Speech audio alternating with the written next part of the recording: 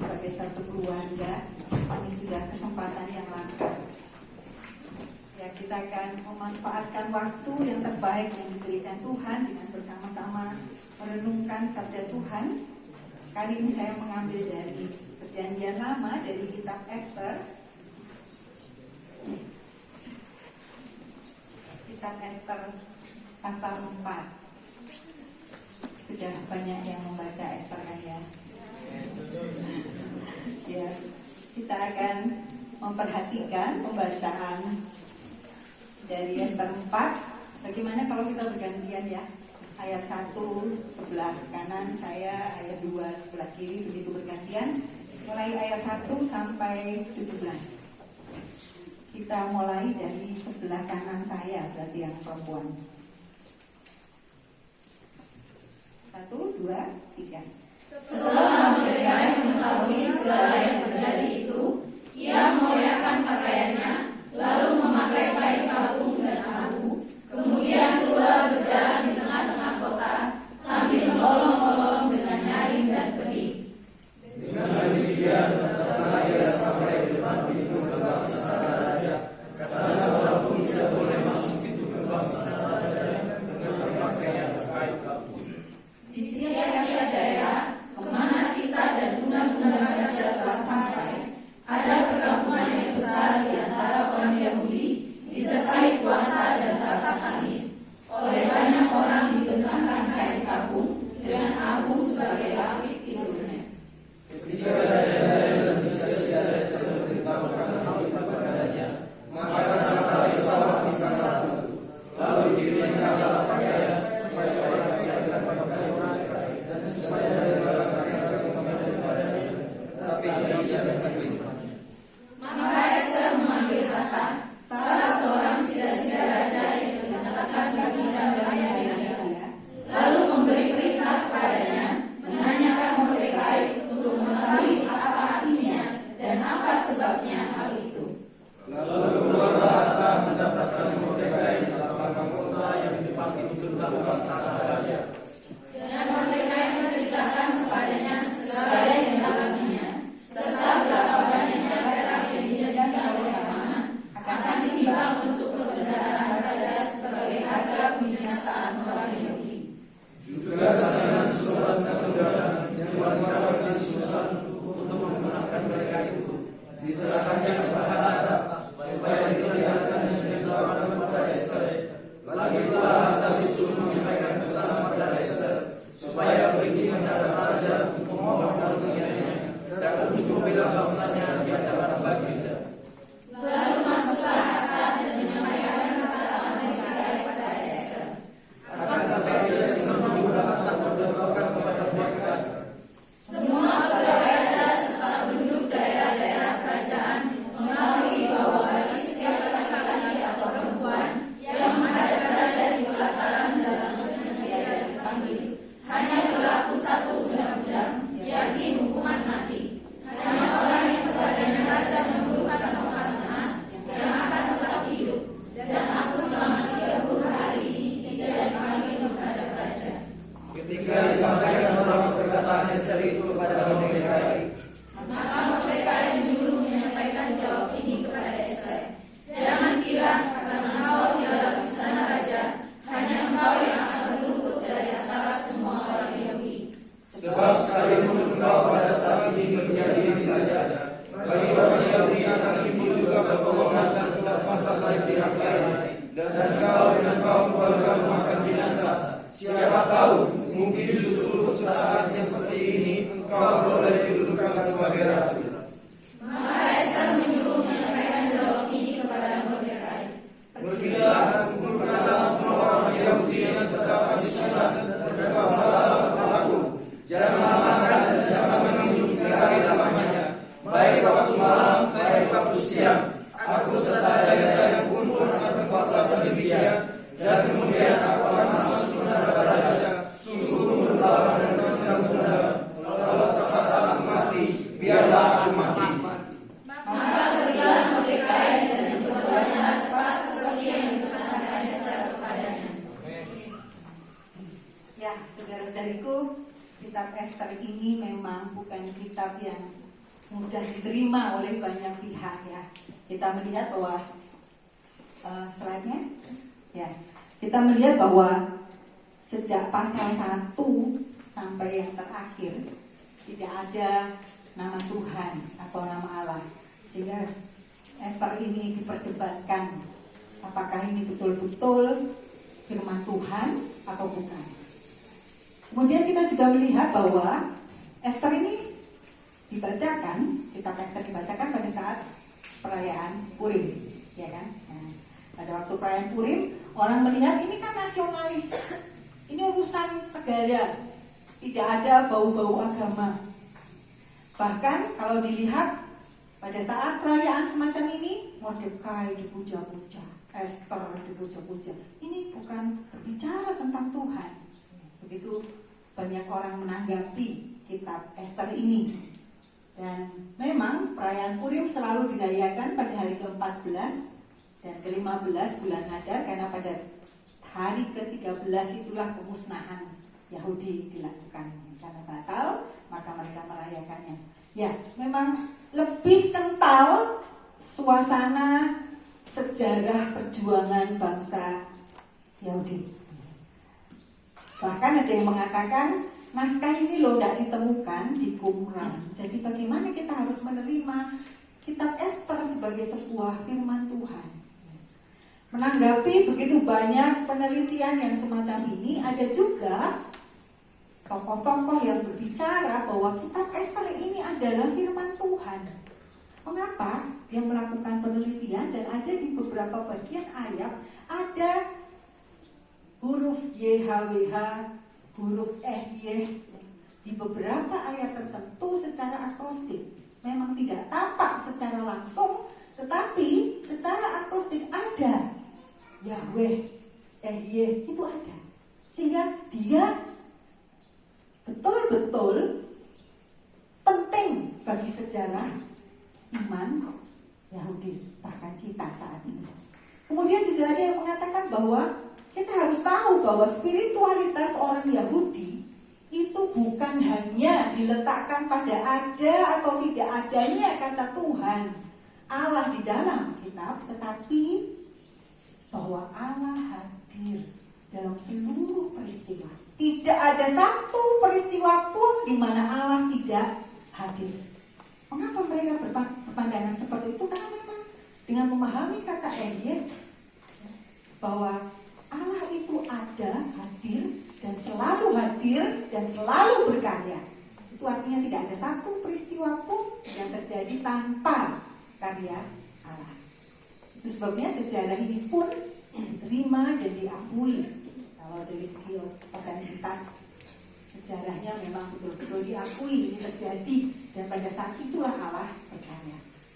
Jadi saudara-saudara itu yang terkasih, kalau kita berbicara tentang kitab Ester, kita tidak sedang berbicara tentang Yahudi saja, tapi lebih dari itu kita sedang berbicara dan melihat karya Allah melalui sejarah Israel. Baik, kita akan melihat di Ester 4, tapi kita tidak bisa langsung melihat bagian ini tanpa melihat bagian sebelumnya.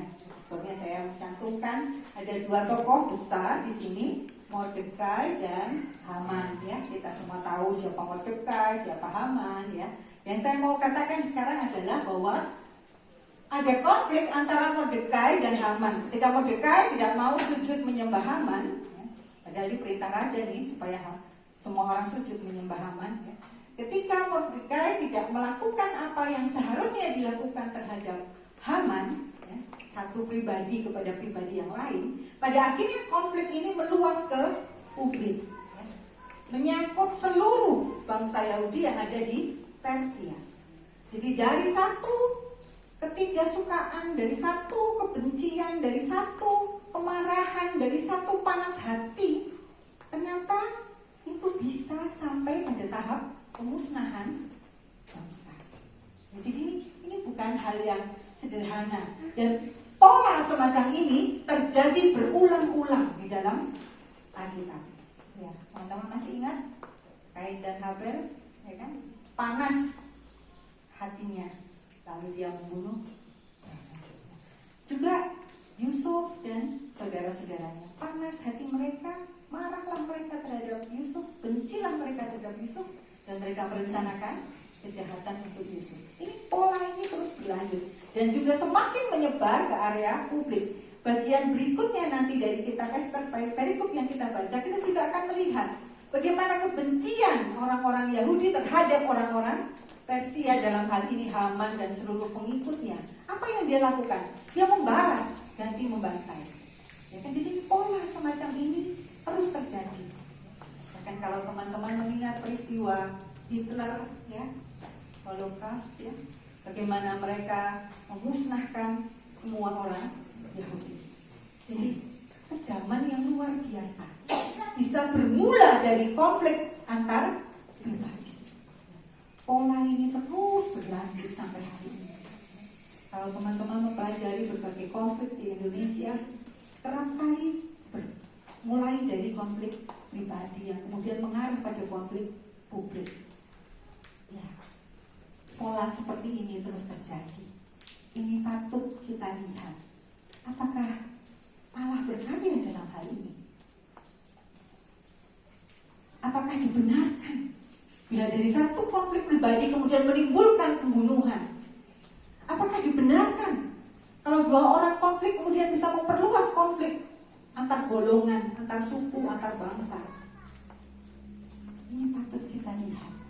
Apakah Tuhan mengizinkan dan Tuhan setuju dengan hal-hal seperti ini?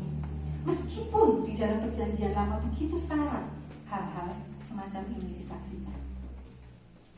Bagaimana menurut teman-teman? Kita lihat di dalam cerita kita ya, untuk menjawab apakah Tuhan itu setuju sih sebenarnya dengan hal semacam ini. Ya.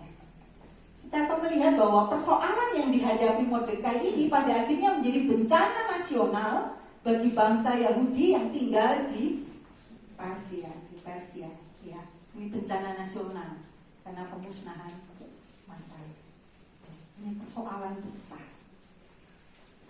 Baik, lanjut. Kita melihat juga dua tokoh, bukan dua, lebih dari dua, ada Hatta, lalu ada beberapa dayang-dayang, gadis-gadis, ada yang makanya begitu ya. Ya, Hatta ini sudah sidang, orang yang di Kebiri, memang dia ditugaskan untuk menjaga istri, permasyuri, selir-selir ya, kuntit dan lain sebagainya. Hatta ini orang yang dipercaya.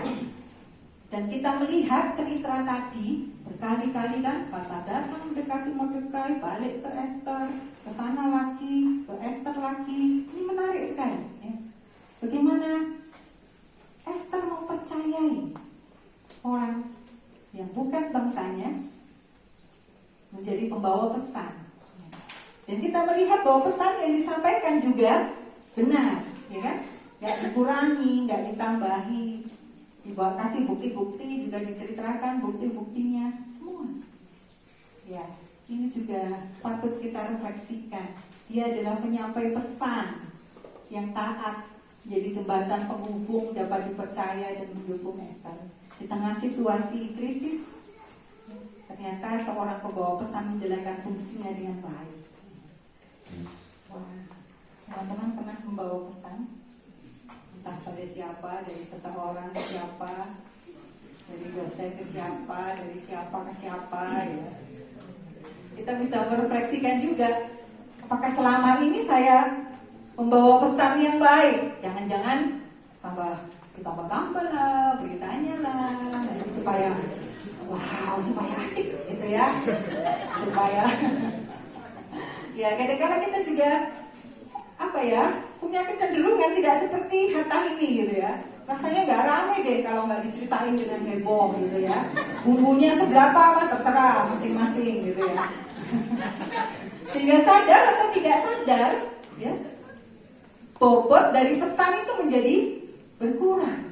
Bahkan bisa menjadi salah informasi ya, menjadi salah paham. Udah gitu ribut lah ya, udah gitu saling benci lah ya. Ketika seorang pembawa pesan tidak bersikap jujur, tidak menjadi jembatan penghubung yang baik, maka akan menuai bencana. Coba saya bayangkan kalau Hatta ini tidak serius menjadi pembawa pesan, mungkin akan kacau. Sudah bencana nasional, masih ditambah lagi dengan hal-hal yang tidak nyaman di Ester. Bahkan bisa jadi salah kaprah informasinya. Jadi, menjadi seorang pembawa pesan ternyata bukan hal yang mudah, karena dituntut kemampuan untuk mendengar. Karena kadang-kala kita ini mendengar aja nggak pas ya kan, disuruh A itu bisa jadi A plus gitu ya. Mendengarnya ini nangkepnya itu loh nggak pas gitu kan, melengse. Ada yang sudah dengerin tapi kok nggak pas juga ya. Makanya kita harus dilatih parafrase itu ya, supaya kita bisa apa? Menangkap apa toh maksudnya, apa idenya, apa konsepnya, apa isi hatinya. Nah, sehingga pas apa yang kita sampaikan sesuai dengan pesan yang kita terima. Nah, ini persoalan yang ternyata Hatta memang hebat ya. Dia betul-betul menyampaikan sehingga semuanya jadi clear. Oh, ini toh persoalannya. Oh, seperti ini kasusnya. Oke, lanjut. Ya, kita melihat sekarang Ester. Ya, Ester ini berada di dalam situasi yang sulit. Sulit, mengapa? Karena di satu sisi dia berhadapan dengan tekanan aturan kerajaan. Tidak boleh main selonong aja ketemu raja. Semua ada protokolnya, ada aturannya. Kalau tidak sesuai dengan aturan ada sanksi. Mati. Bukan hal yang sederhana untuk dihayati ya kan. Walah, lah kalau ngelawan nih lo mati. Nah, di sini kan nggak pakai helm, cuma denda berapa ya? Kayak yang sering ya. Ya, jadi ada peraturan, dan peraturan ini ada konsekuensinya yang cukup berat bagi Ester. Jadi bukan hal yang mudah bagi dia untuk mengatakan, ya wes gampang. Tidak semudah itu. Ini bukan persoalan gampang, ini persoalan hidup dan mati. Betul. Belum lagi ditambah Mordekai yang mengatakan begini, aduh pusing. Ini di sini ada tuntutan, di sini ada tuntutan. Bukan hal yang ringan bagi dia, karena semuanya efeknya parah, bisa sama-sama mati loh. Melakukan kehendak bangsanya itu juga berkonsekuensi mati. Melakukan aturan kerajaan dia juga mati, dia orang Yahudi. Yang orang mengatakan buah simara dia mati, dimakan manapun dia mati. Tetapi hal ini tidak membuat dia menjadi frustrasi, terus narkoba, enggak lah ya. Hal ini tidak membuat dia memilih lari, tidak. Hal ini tidak membuat Ester melarikan diri dari kenyataannya. Dia tidak mengingkari siapa dirinya. Akhirnya apa yang dilakukan? Silakan lanjut. Ya, Ester mengambil keputusan eksistensial. Teman-teman tahu ya, keputusan eksistensial ya. Keputusan yang mendasar, yang dipertimbangkan dengan matang, bukan bergantung pada moodnya, bukan. Tapi keputusan yang benar-benar diambil dengan sungguh. Dan ini benar menurut berbagai pertimbangan yang dia lakukan. Jadi ini sebuah proses yang matang, dewasa. Saya mengatakan Ester bertindak karena lahir dari kesadarannya. Oke, masih ada kok celah hidup kalau aku berjuang, dan ternyata bisa aku hidup. Tapi kalaupun nanti aku mati, aku siap mati. Nah, ini keputusan eksistensial. Dia tahu kalau dia berhasil, tapi dia juga siap ketika dia gagal. Jarang ya kita seperti ini ya, kita maunya berhasil. Kalau sudah gagal, wah, atau lebih baik diam, nggak berani melakukan apa-apa. Ya, kecenderungan kita pada umumnya diam aja. Saudara-saudara yang terkasih, berbeda ya. Ester memiliki kesadaran dan kemudian dia memulai tindakannya dengan doa dan puasa. Ini seperti ritual keagamaan pada umumnya. Bagi negara-negara beragama, ritual keagamaan itu adalah hal yang biasa. Tetapi kalau itu hanya sebuah kebiasaan, maka ritual keagamaan itu tidak melahirkan apa-apa, kosong. Kita berdoa, berpuasa, melakukan apapun ritual keagamaan, tetapi kosong, tidak ada dari dalam diri, tidak ada kesadaran, maka semuanya tidak pernah membuahkan hasil. Ya cuma nyanyi doang, ya cuma berdoa doang, puasa doang, tidak ada buahnya apa-apa. Tapi ketika ritual keagamaan itu dipakai dengan sungguh-sungguh, merupakan sebuah perjumpaan dengan Tuhan, akan menjadikan kekuatan yang baru. Dan pada akhirnya Esther memiliki keberanian. Ya, dan menarik bahwa dia tidak bekerja sendiri, teman-teman. Sekarang kan zamannya tim ya, teamwork. Oke, ya. Dia tidak bekerja sendiri, dia juga bekerja bersama pihak-pihak lain, bangsa Yahudi, beberapa orang Persia, bukan orang Yahudi, tapi mereka terlibat bersama-sama, ikut mendukung, bersinergi. Katanya teori sinergi itu 1 tambah 1 bukan 2. Teori sinergi itu 1 ditambah 1 bisa 1.000.000, bisa 1.000.000. Itu sinergi.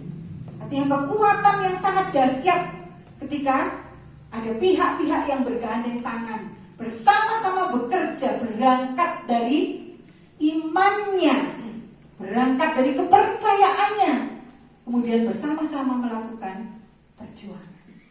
Nah, ini yang disebut dengan perjuangan bersama. Ya. Nah, kemudian tidak berhenti sampai di situ. Esther harus memaksimalkan seluruh potensinya untuk memulai perjuangannya. Kalau katanya dia cantik mah, ya itu anugerah juga kan. Tapi dia tidak hanya cantik, dia juga pandai.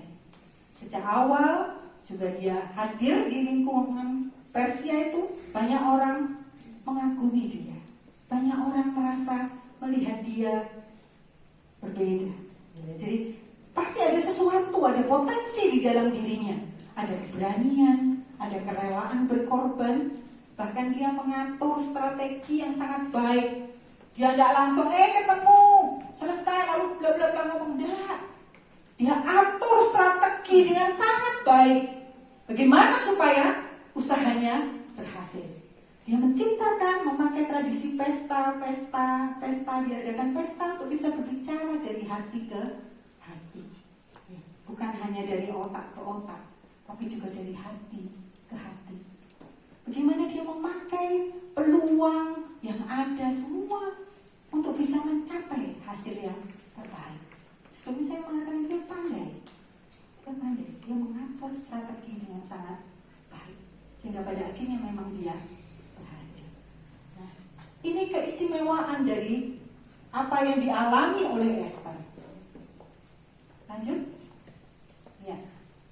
Kita akan melihat bersama sekarang. Dari sebuah bencana atau masalah atau persoalan apapun, ya, manusia, apakah dia perempuan, apakah dia laki-laki, apapun agamanya, apapun rasnya, apapun status sosialnya, sebenarnya dia dipakai Tuhan untuk bekerja. Tidak pandang seberapa kekuatanmu, tidak lihat berapa IP-mu, tidak lihat seberapa gantengnya kamu, tidak. Setiap orang bisa dipakai oleh Tuhan. Seluruh keberadaan seseorang bisa dipakai oleh Tuhan. Bahkan yang lemah sekalipun, bahkan yang kurang sekalipun, bisa dipakai oleh Tuhan untuk terlibat di dalam bersama-sama menyelesaikan persoalan. Mau laki-laki, mau perempuan, it's okay. Tidak ada kriteria yang dipakai oleh Tuhan. Oh hanya laki-laki, oh hanya perempuan, tidak ada. Laki-laki atau perempuan dipakai oleh Tuhan. Nah, seringkali yang terjadi ketika bencana terjadi, hanya orang-orang yang berkompeten, hanya orang yang berkuasa yang melakukan perjuangan. Sekarang apa bisa? Oke, katakan dari contoh kasus kita sekarang ini yang kita hadapi. Meskipun Jokowi berteriak, harus begini, harus begitu, harus begini. Kalau yang di bawahnya ini loh, tidak memperhatikan, tidak mengikuti, apa perjuangan ini akan tercapai? Tidak hanya orang yang punya kompetensi, tidak hanya orang yang berkuasa, tidak. Semua orang. Kebetulan memang Esther berkuasa, dan memang dia memakai kekuasaan itu dengan baik. Kebetulan. Tapi tidak ada kebetulan menurut Tuhan, karena dia memang ditempatkan di Persia itu untuk menyelamatkan bangsa. Jadi siapapun, semua bersama-sama terlibat di dalam upaya menyelesaikan persoalan. Dan biarlah setiap upaya atau perjuangan itu, saudara-saudara, lahir dari kesadaran, ya. Lahir dari kesadaran, bukannya karena terpaksa, karena takut, nggak enak hati. Oh, kita nggak boleh dempet-dempet loh, duduknya, berdirinya. Bukan karena kita takut sama Jokowi, tapi memang kesadaran kita bahwa penularan bisa terjadi ketika kita berdekatan. Kita kan, oh iya ya, kalau aku menjaga diriku, sebenarnya aku juga menjaga orang lain.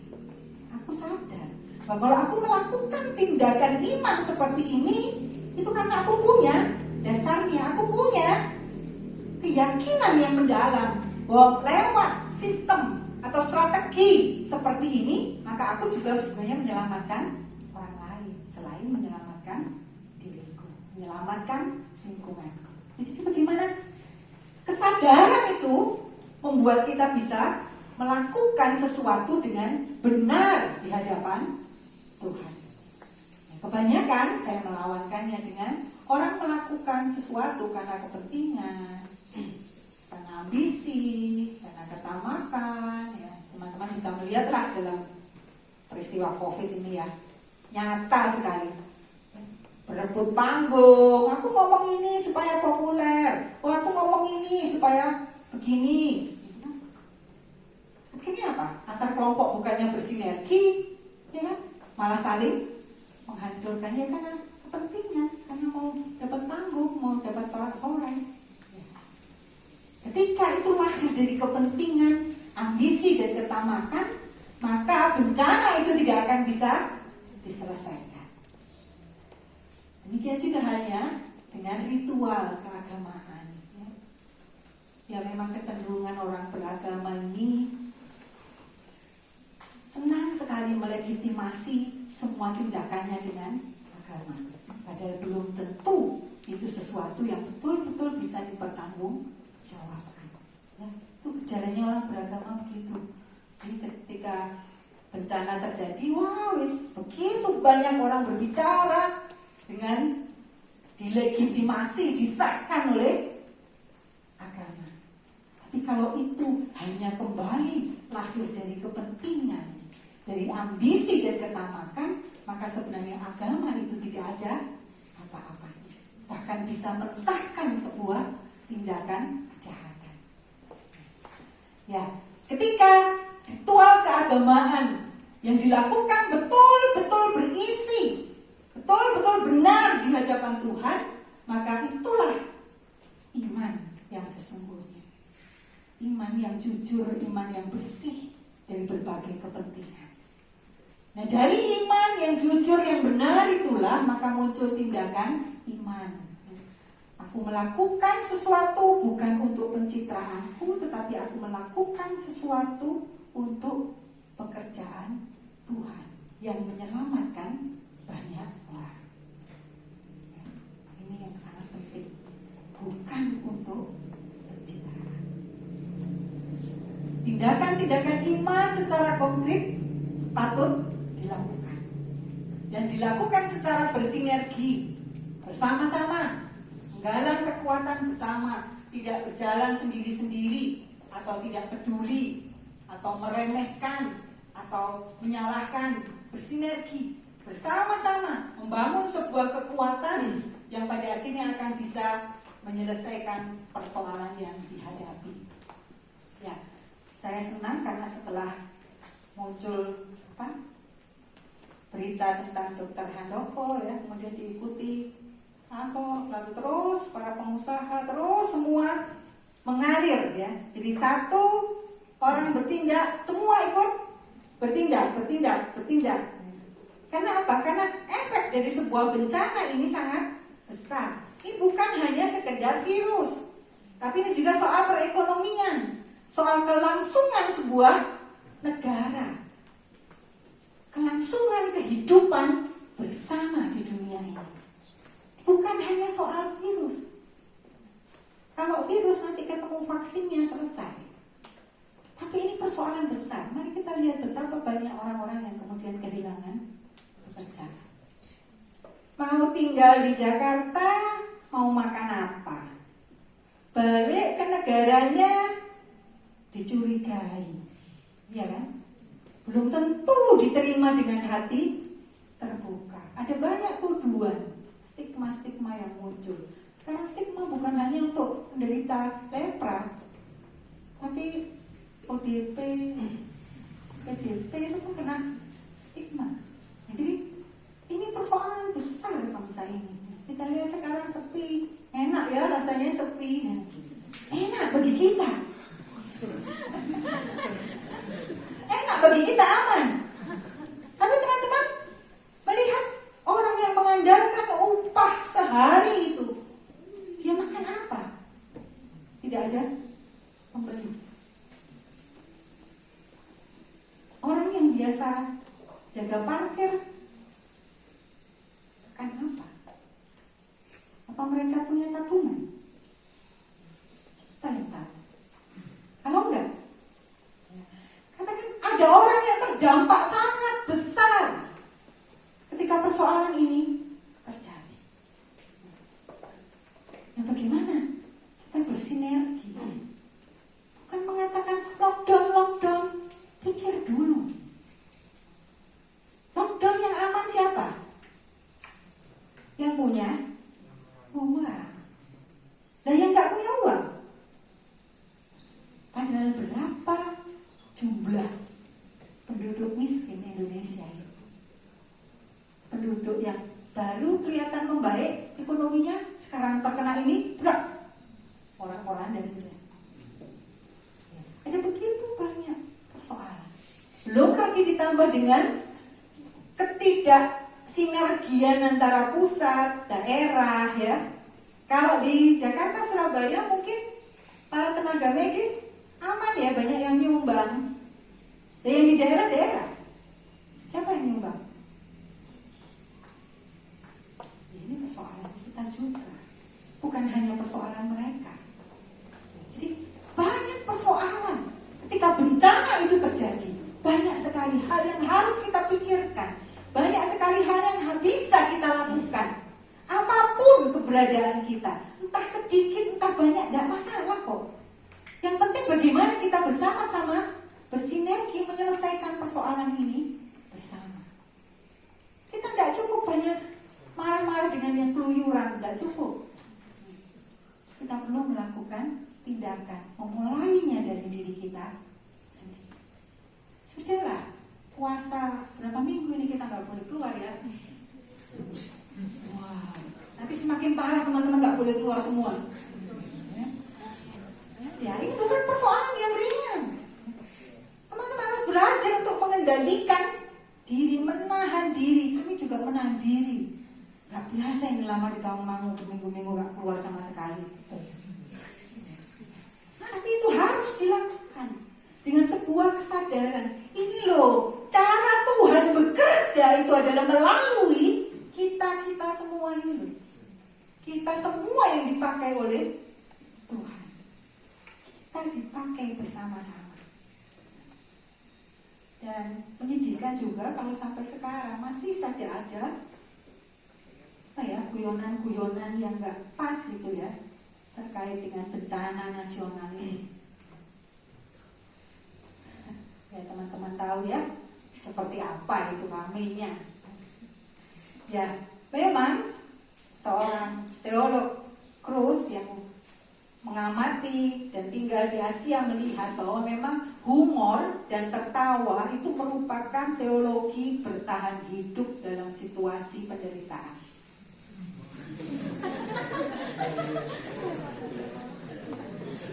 Iya, karena orang-orang Asia seperti seperti itu.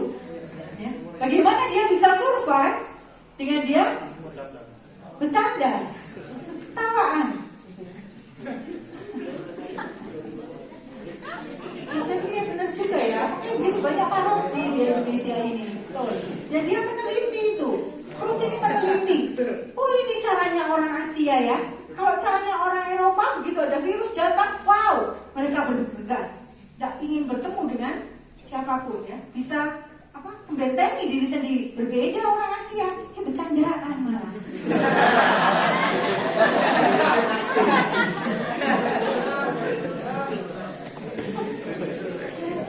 Ya. Tapi memang dia melihat inilah cara mereka bertahan. Katakan orang-orang miskin itu, apa mereka nggak gembira? Gembira. Mereka bercandaan juga. Ya supaya apa? Supaya tahan menghadapi penderitaan ini. Ya, oke lah kalau memang itu terjadi dan merupakan culture dari Asia, ya oke lah. Tetapi kita juga harus kritis. Ketika candaan, parodian itu sudah betul-betul mereduksi kebenaran, maka itu sebuah kesalahan. Ya. Jadi ketika candaan itu kemudian menurunkan derajat kebenaran dari sebuah peristiwa, maka itu sudah harus kembali dikritisi. Gak boleh lagi itu. Karena candaan itu juga bisa menyesatkan orang lain. Kan teman-teman kalau kuliahnya sambil bercanda kan, teman-teman cepat tuh masuknya kan? Ya kan? Nah, cepat ingat gitu kan? Nah, jangan sampai kecepatan ingat guyonan ini tadi justru akan masuk ke alam bawah sadar kita, sehingga itulah yang muncul. Bukannya malah hati-hati, malah nekat. Oh, gak apa-apa bercandaan. Wow. Bencana ini bukan sebuah bahan tertawaan. Ini kalau kita bicara tentang bencana nasional. Teman-teman, sejujurnya Esther ini juga berusaha mengajar kepada kita bahwa ketika kita menghadapi persoalan, pergumulan yang sangat berat dalam hidup kita, bukan bencana nasional memang, tapi pergumulan yang berat dalam hidup kita juga perlu melihat bahwa Tuhan itu ada, bahwa Tuhan itu hidup, bahwa Tuhan itu berkarya di dalam seluruh peristiwa hidup kita. Dan Tuhan memakai kita ketika kita mengalami pergumulan dan persoalan. Tuhan juga memakai mungkin orang-orang di sekitar kita yang kita nggak pernah perhatiin deh. Ya. Tuhan bisa memakai cara apapun, menggerakkan siapapun untuk menolong kita menghadapi dan menyelesaikan persoalan. Sebabnya jangan pernah lari dari persoalan. Kalau teman-teman tidak mau masalah, ya silahkan ke apartemen 2x1. Apakah ada hidup tanpa persoalan? Tidak ada. Sepanjang perjalanan hidup ini selalu ada persoalan. Tapi kalau setiap persoalan putus asa, setiap persoalan lari, setiap persoalan, bagaimana bisa selesai? Bagaimana kita bisa mengakui bahwa Tuhan bekerja dalam hidup kita? Hadapi, saudara-saudara. Tidak ada persoalan yang tidak bisa selesai. Hadapi bersama Tuhan. Tuhan itu loh sungguh-sungguh bekerja, tapi kitanya gimana mau bekerja? Mungkin dia kerja gak serius belas. Jadi responlah keseriusan Allah bekerja di dalam diri kita ini dengan serius. Hadapi, selesaikan, pertimbangkan dengan matang. Jangan digerakkan oleh mood aja. Dikit-dikit mood, tergantung moodinya apa. Jangan. Nah kalau hidup hanya dikendalikan oleh mood itu loh, mencelakakan diri sendiri dan mencelakakan orang lain jadi korban. Iya kan? Nah, jadi belajarlah untuk bisa mengelola emosimu, mempertemukan pikiran, perasaan, suara Allah yang membisikkan jalan keluar dari setiap persoalan. Next, teman-teman percayalah bahwa Allah turut bekerja di dalam segala sesuatu untuk mendatangkan kebaikan bagi mereka yang mengasihi Dia, yaitu bagi mereka yang terpanggil sesuai dengan rencana. Teman-teman bagian dari seluruh manusia dan ciptaan di dunia ini. Kita bagian dari keutuhan ciptaan Tuhan, dan kita semua dipanggil untuk bisa menyelesaikan setiap persoalan bersama-sama ya, dengan semua pihak. Mari kita saling bergandeng tangan, tidak usah mencari panggung, tidak usah mencari tepuk tangan. Pengorbanan, harga yang dibayar dari setiap perjuangan. Tapi percayalah bahwa bersama Tuhan semuanya menjadi mungkin. Mari kita mengambil saat